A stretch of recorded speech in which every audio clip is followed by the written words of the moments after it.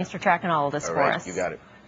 Well, there is lots of buzz today about the first big Democratic presidential debate in South Carolina. Some of that buzz focusing on how the candidates got there. All 8 on separate charter planes could be seen as hypocritical given their general support of environmental reform.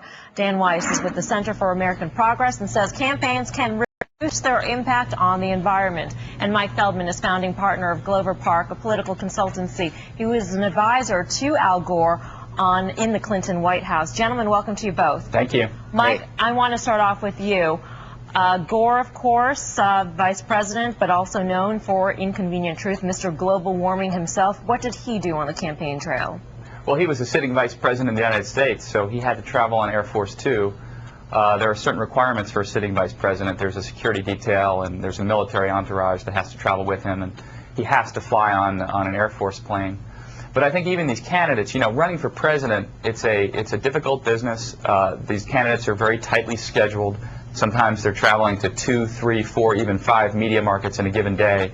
And so, you know, while they're talking about the issue and it's important they do so, it's very hard for them to fly on commercial aircraft or jet pool, as was suggested by one of the wire stories today. I just don't think that's practical in a presidential campaign in 2007. Well, I mean, it's not practical, but for a lot of us, being environmentally friendly is not practical, and yet we do have an obligation to do that. So, Dan, is that just not a good excuse? It's not practical for me to carpool either, but, you know, we try.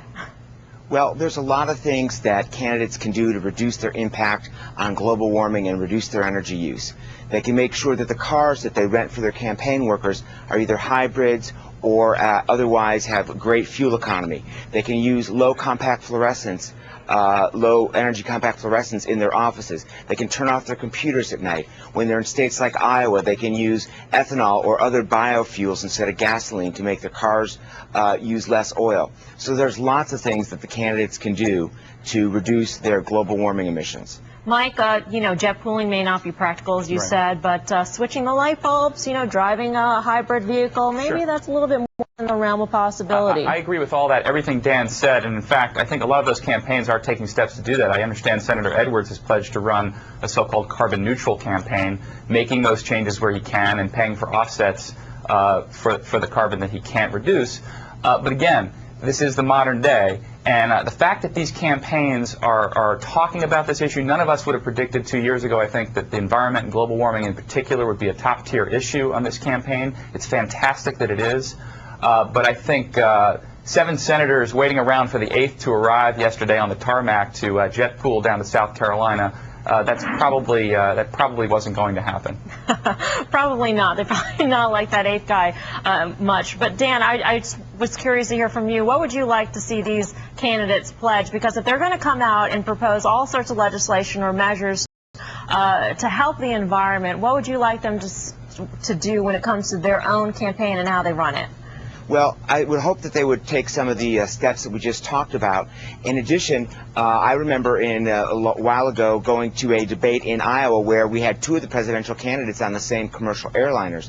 Flying in private planes puts out 10 times as much global warming pollution as flying in a jet, unless you've got a staff, a group of 10 or 12 people. If you have that, then flying in a private plane is the same as taking a commercial flight. The bottom line is the best part about this story is it gets people talking about the impact that all of us can have on whether or not we can reduce global warming emissions. All these candidates have good stands on that position, on that issue, and that will help us all. So in the long run, this is not going to be remembered for very long, but they're talking about this issue will be. All right, guys, thanks so much for your time. Thank you. Have a great weekend. Campaigning green. Well, when we come